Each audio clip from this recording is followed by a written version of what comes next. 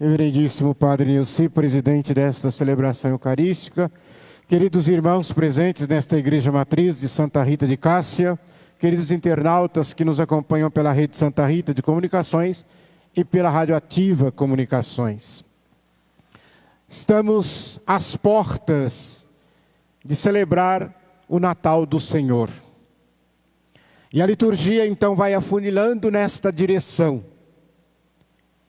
E nós hoje vemos que não importa o sofrimento, não importa a dor, é preciso lembrar que para forjar, para dar forma, às vezes quando a gente põe o fogo faz amolecer os duros de coração e os levam a louvar o Senhor, a agradecer o Senhor. E nós somos convidados por esta liturgia, em todas as circunstâncias, a louvar, a cantar um hino ao Senhor. Por isso, se nós quiséssemos resumir toda a liturgia de hoje em apenas uma palavra, nós poderíamos dizer gratidão. Quando essas pessoas vêm aqui à frente, ao lado do Padre Nilci, e falam do seu sofrimento, e falam das suas dores, e falam daquilo que Deus vai fazendo na vida de cada uma delas no dia a dia, isto é gratidão. Reconhecer a ação de Deus na nossa vida. Porque nós sabemos que muitos que às vezes estão sentados também receberam graças e mais graças, mas ou não tem a gratidão no coração para vir agradecer, ou às vezes envergonhado não vem. Precisa vencer a vergonha. Ser grato a Deus como Nossa Senhora foi, não por obrigação, não por imposição, mas que seja a gratidão nossa um gesto que brota do coração agradecido. O ser humano, nós quando fazemos alguma coisa de bom para outra pessoa, nós ficamos esperando um agradecimento. Mas com Deus não é assim que funciona. Ele não faz o bem para nós esperando o nosso agradecimento. Deus faz o bem porque é da sua natureza fazer o bem. Às vezes também o vaidoso, às vezes o soberbo, ele não consegue ser grato por nada. Até porque ele não reconhece o bem que recebeu. Às vezes ele vai dizer, fui eu que consegui, foi pelo meu esforço, foi pela minha dedicação. E não reconhece aquilo que Deus está fazendo na sua vida no dia a dia. Pense nisso. Quando achar que Deus faz escolhas erradas, por exemplo, na escolha, porque Deus quando escolhe pessoas, certamente se fosse o homem a escolher, nós deixaríamos que outros interesses por detrás fizessem com que nós escolhêssemos. Talvez se nós fôssemos escolher os apóstolos, não teríamos escolhido Pedro, Tiago. Talvez se fôssemos nós para escolher o Papa, talvez o Francisco não fosse Papa. Mas é que as escolhas de Deus são assim. Vejam bem que na primeira leitura do livro de Samuel, esta mulher, Ana, ela vai ao templo orar e pedir a Deus um filho. Ela não conseguia engravidar. E ela chorava, e ela clamava a tal ponto que quem olhava para ela confundia, dizia, essa mulher está bêbada. Tamanho o fervor com que ela clamava a Deus. E Deus ouviu Ana.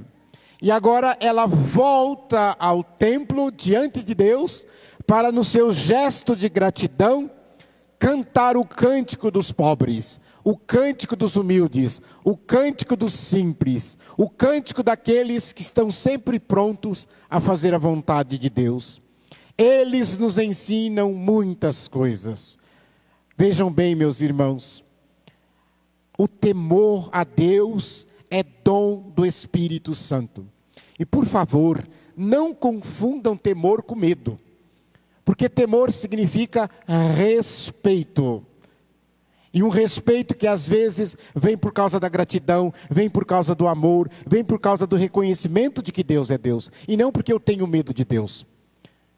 Nós não devemos vir à missa porque temos medo de queimar no inferno, não.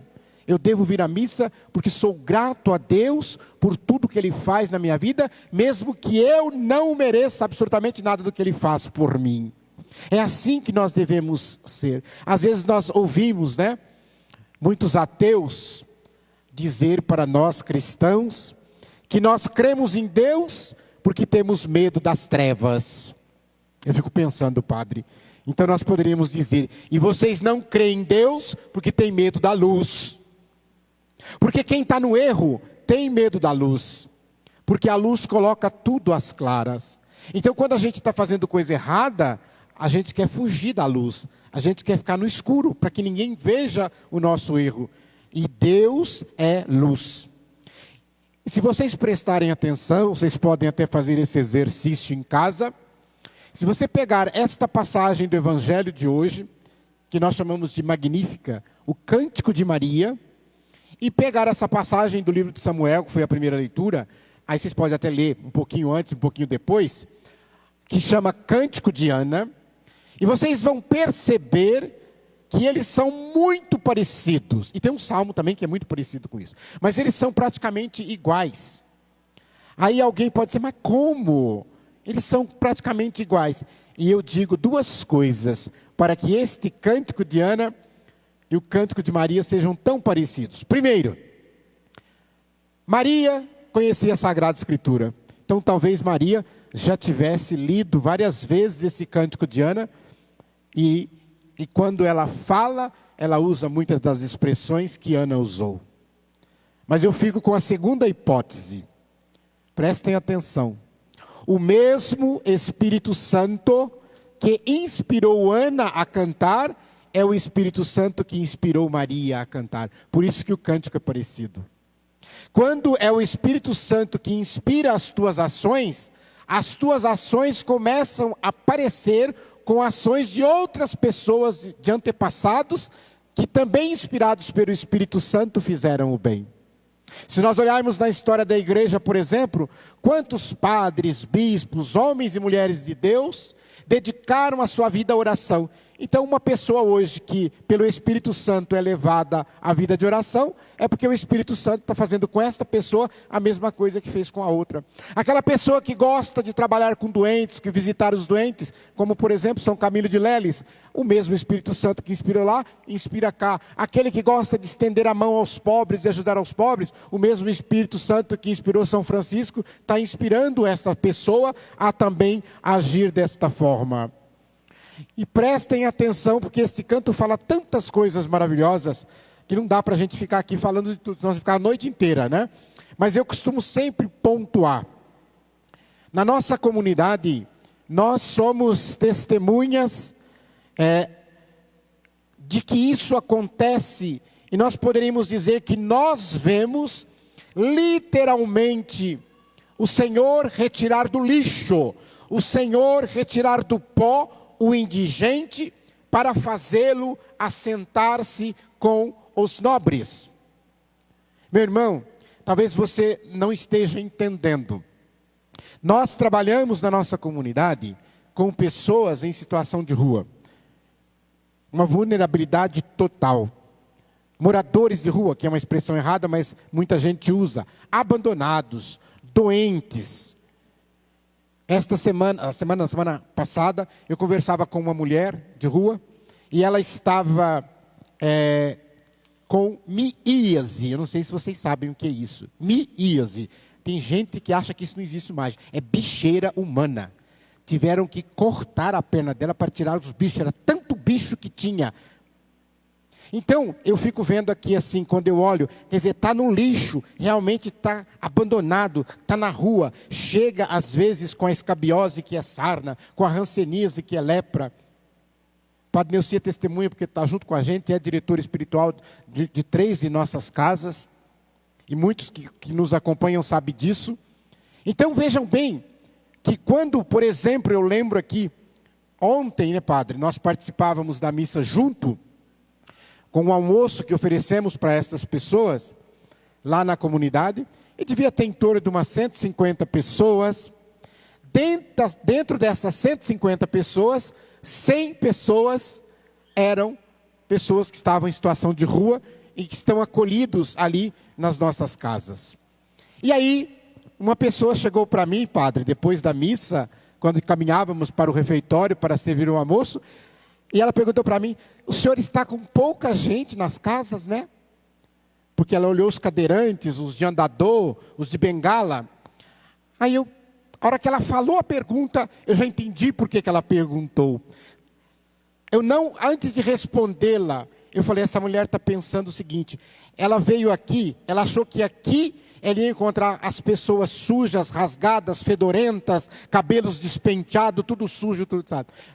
E aí ela encontrou as pessoas com roupas limpas, com banho tomado, cabelos penteados. Então ela olhou assim e misturou, gente. Misturou. O padre é testemunha do que eu estou falando. Ali tinha as pessoas que deram muita coisa para fazer aquela festa para eles, que são pessoas da alta sociedade, pessoas de muito dinheiro, pessoas de muito estudo. Ali nós tínhamos vários padres, diáconos, que são estudados, que têm tanto.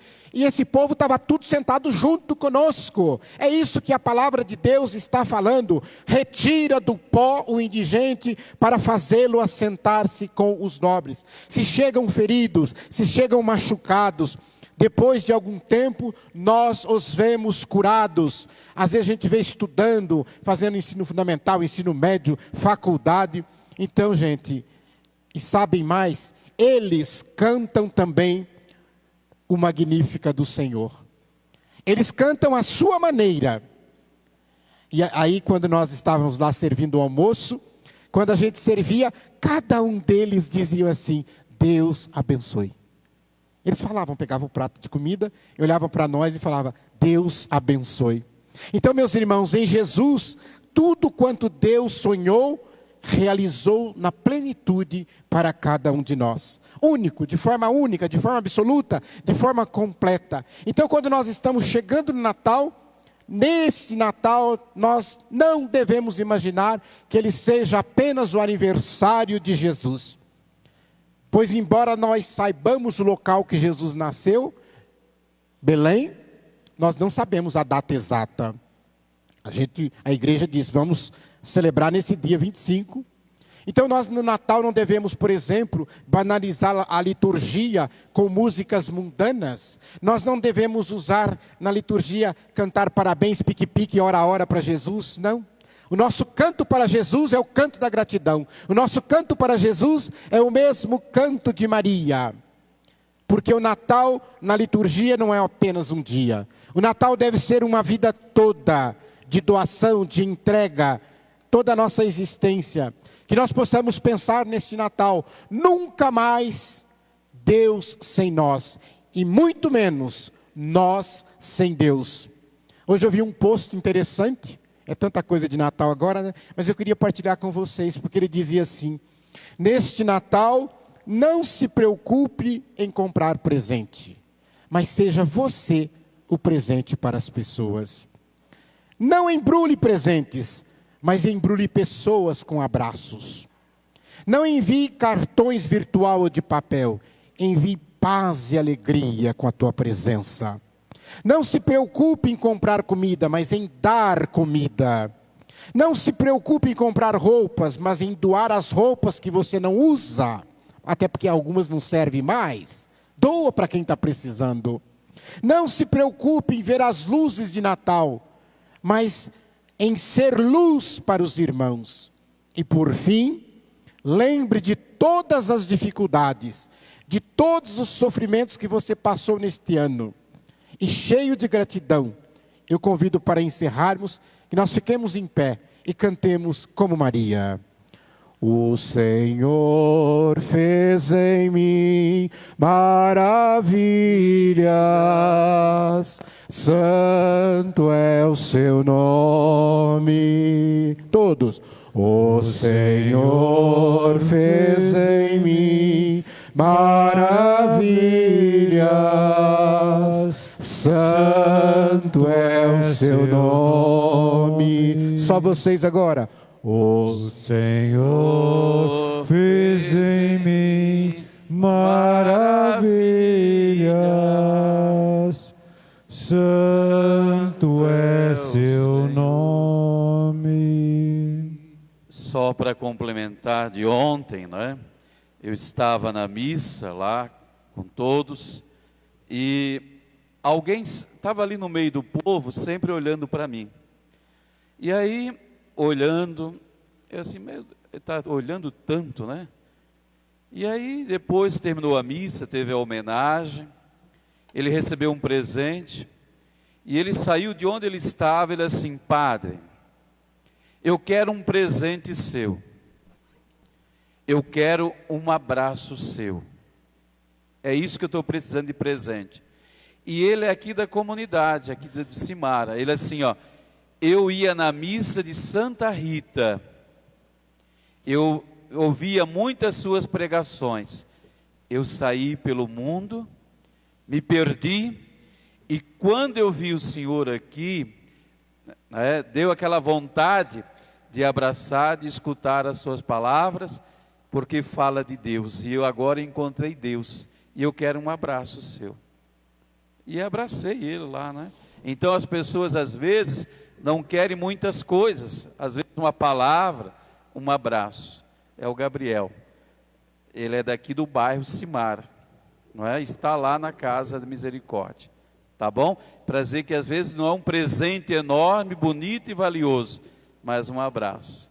Quem sabe o teu pai, o teu irmão, quanto tempo faz que você não abraça eles, hein? Natal está aí, quem sabe você pode fazer enquanto tem vida, depois não adianta abraçar no caixão.